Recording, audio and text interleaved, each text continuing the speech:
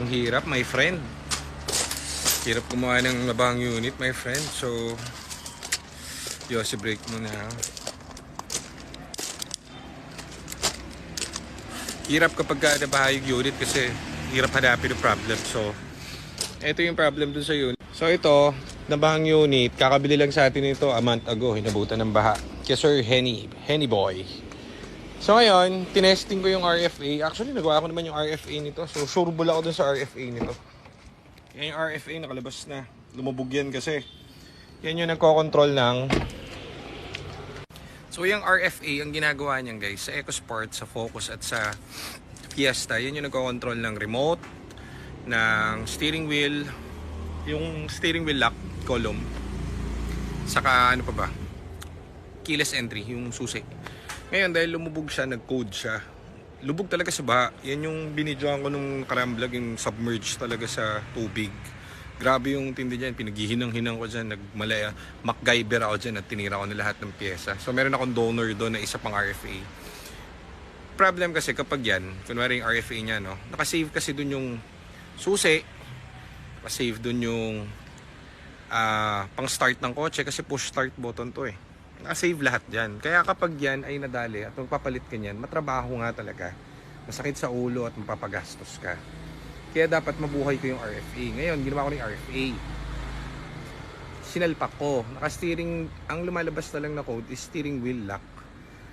May isa akong ginawa ng isang araw, EcoBoost naman, nalubog din sa baha.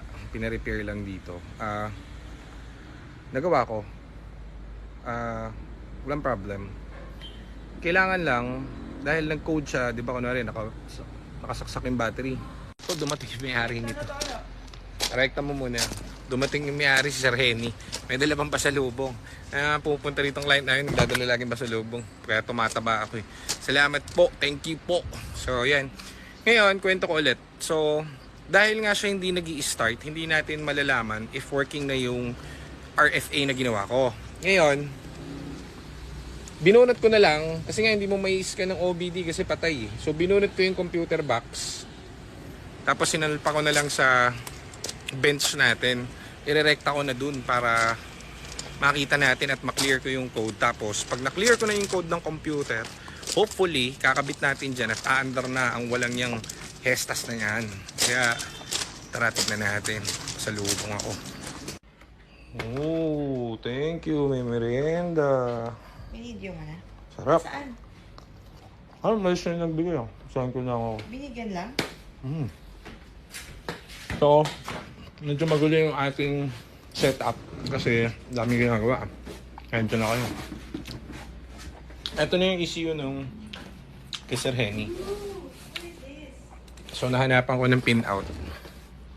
Ayokong guluhin si Sir Chris at busy yun eh.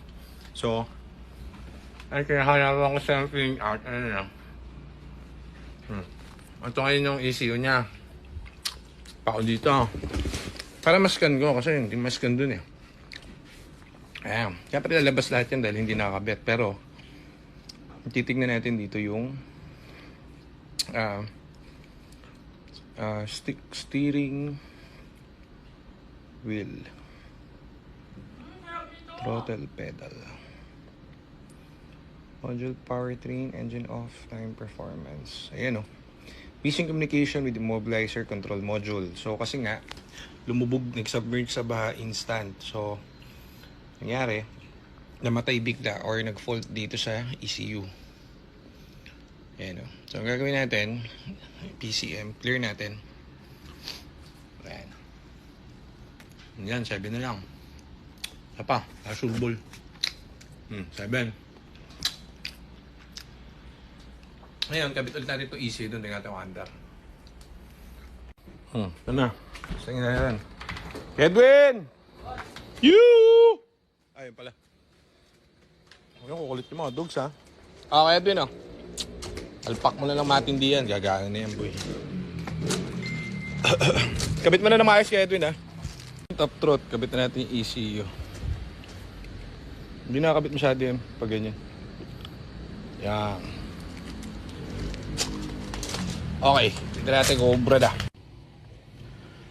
Ang bantot. Testing natin. Steering lock pa rin. Mahirap ka talagang hayop ka.